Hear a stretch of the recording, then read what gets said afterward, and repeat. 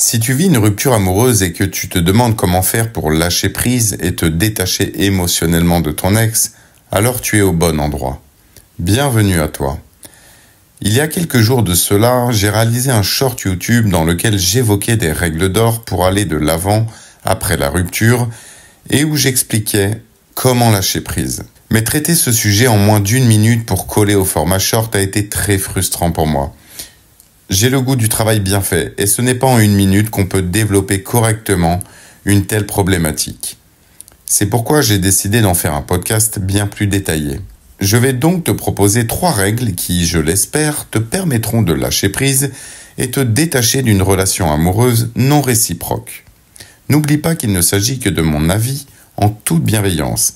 D'ailleurs, si tu apprécies mes podcasts, pense à t'abonner, liker, partager et commenter afin de développer cette communauté et toucher le plus de personnes possible vivant une rupture ayant besoin de soutien. Allez, commençons. Règle numéro 1. Ne pas forcer la relation. Laisse partir celui ou celle qui ne veut plus de toi dans sa vie. Quand on y réfléchit, n'est-ce pas ridicule de vouloir forcer une relation ? De vouloir convaincre une personne de nous garder dans sa vie alors qu'elle ne le souhaite plus. Un peu comme un commercial désespéré qui essaye de forcer un client d'acheter quelque chose dont il n'a pas besoin, juste dans le but d'atteindre son seuil de commissionnement. C'est pathétique. Si ton ex a estimé que tu n'étais pas essentiel à sa vie, alors laisse-le ou laisse-la, tout simplement. Il n'y a rien d'autre à faire. Je sais que c'est dur, je suis passé par là. C'est très facile à dire, mais difficile à faire.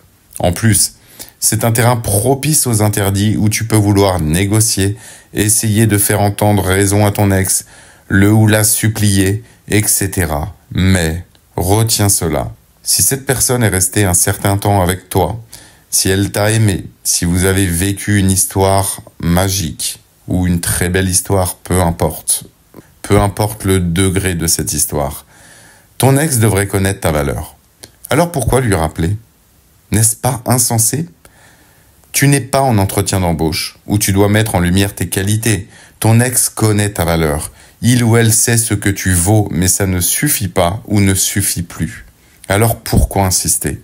Pourquoi vouloir rester en couple avec une personne pour qui tes qualités ne sont pas ou plus assez attirantes ? Et dans le cas où ton ex ne reconnaît pas ta valeur, quel est l'intérêt de lui démontrer ? Pourquoi perdre son temps avec quelqu'un qui ne voit pas le bien en toi ? J'ai envie de dire tant pis pour lui, tant pis pour elle. Alors oui, tu as forcément des défauts et tu as ta part de responsabilité dans la rupture. Mais ton ex aussi, et ça il ne faut pas l'oublier. Personne n'est 100% responsable de l'échec d'un couple, peu importe ton degré d'implication. Alors bien entendu, ce n'est pas forcément du 50-50. Tu peux avoir une part un petit peu plus élevée dans l'échec de ce couple. D'ailleurs, je dédierai un podcast à cela, à la part de responsabilité dans un couple, car je trouve ça tellement injuste et lâche de laisser porter le chapeau à une seule et même personne. Sache une chose, si pour ton ex tu es 100% responsable, c'est tout simplement l'histoire qu'elle ou il se raconte, pour ne pas culpabiliser, pour se protéger et surtout ne pas se remettre en question. Tellement plus facile quand tu es complètement responsable. Mais encore une fois, j'y reviendrai dans un podcast bien plus détaillé. Alors, malgré la peine que cette rupture te crée, laisse cette personne avec les conséquences de son choix. Tu n'as pas le contrôle sur ses décisions de toute façon. Si tu es en phase de reconstruction, que c'est une nouvelle rencontre et que ce n'est pas fluide, par exemple, tu forces ta conversation, relance la personne en permanence, laisse. On court encore moins après quelqu'un qu'on connaît à peine. Si cette personne ne t'apporte pas l'attention dont tu mérites, car elle estime que tu n'es pas assez intéressant, laisse-la. Elle ne mérite pas ton énergie. Et quel message transmets-tu dès le départ si tu commences à courir après quelqu'un qui n'est pas au même niveau d'implication que toi ? Ne pas forcer est valable dans toutes les relations. Qu'elles soient amoureuses, amicales, professionnelles, je suis certain qu'il ne te viendrait jamais à l'idée de forcer auprès d'un employeur qui ne veut pas de toi dans sa société. Alors pourquoi forcer quelqu'un qui ne veut pas de notre présence ? Regarde autour de toi, tes amis, ta famille et peut-être tes enfants si tu en as. Ces personnes qui te donnent de la réciprocité dans vos relations.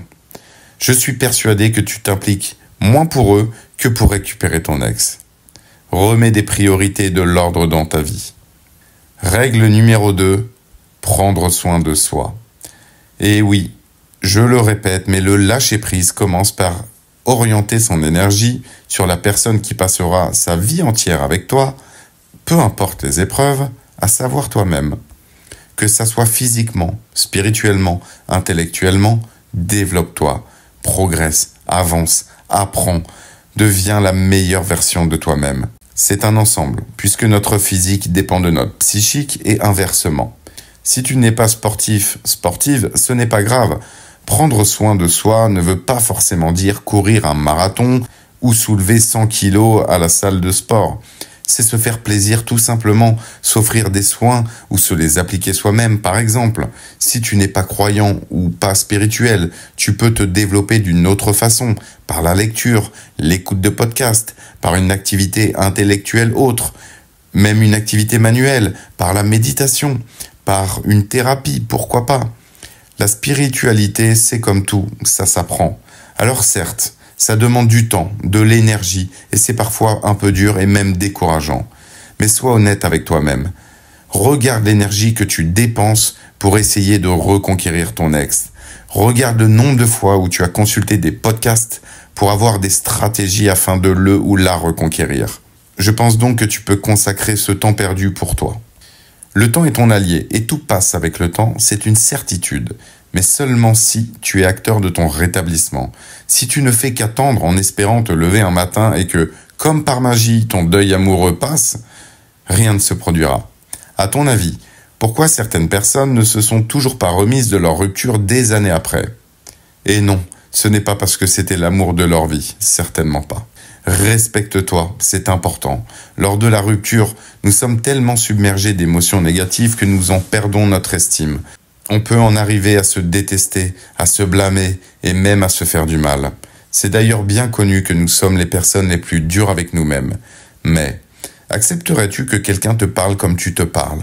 Non. Parlerais-tu ainsi à un ami qui vit une rupture compliquée? Non plus. Alors pourquoi tu te parles ainsi? Sois doux avec toi-même, sois indulgent envers toi-même. Et enfin, la règle numéro 3, vivre le moment présent. Laisse le passé où il est, tu n'as plus d'action possible dessus. Ce qui est fait, tu ne pourras pas revenir en arrière. Alors tant pis si tu as commis des interdits, tant pis si tu as été trop jaloux, pas assez attentionné, trop possessif, bref, tout ce que ton ex pouvait te reprocher, c'est trop tard.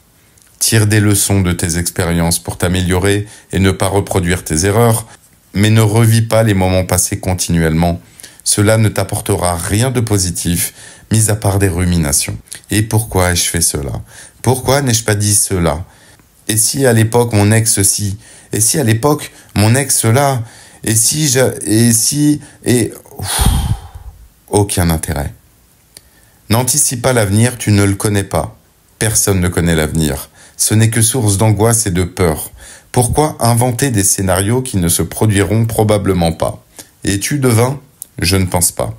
Alors bien entendu, tu peux te projeter, tu peux projeter des vacances, avoir des ambitions professionnelles ou personnelles, mais te projeter sur le retour de ton ex par exemple, ou une future rencontre qui n'est pas encore arrivée, ou encore même sur le fait que tu resteras brisé éternellement, c'est complètement contre-productif. Tu ne fais que te créer des angoisses inutiles et qui n'arriveront probablement jamais. Vis le présent. Il n'y a que là que tu as les commandes et le pouvoir. Alors si tu penses que le présent est perturbé par ton ex, c'est que tu es dans le passé ou dans le futur. Car si tu te poses un instant et que tu regardes autour de toi, ton ex n'est plus là. Ton ex n'est pas là. Si tu penses à lui ou elle, c'est que tu ne vis pas le moment présent. Parce que ton ex, encore une fois, n'est pas dans ton champ de vision. Alors bien sûr qu'un événement de ton présent peut te ramener à ton ex. Exemple. Tu croises une personne dans la rue ou dans un magasin qui porte le même parfum que ton ex. Forcément, tu vas penser à lui ou à elle. Ou alors, tu tombes sur une photo de ton ex comme par hasard. À ce sujet, j'ai réalisé plusieurs podcasts, dont un qui traite les pensées obsessionnelles. Je t'invite à l'écouter et je t'invite à écouter mes autres podcasts qui te seront d'une aide très importante pour limiter les déclencheurs. Mais ce qui est certain, c'est que si tu repenses à ton ex, c'est parce que tu ne vis pas le moment présent. C'est que tu es dans ta tête et non pas dans ce que tu vis. Voilà. Ce podcast dédié au lâcher-prise et au détachement émotionnel envers son ex après la rupture amoureuse est terminé. J'espère qu'il t'aura fait du bien. N'oublie pas qu'il ne s'agit que de mon avis, en toute bienveillance. Prends soin de toi et à très bientôt.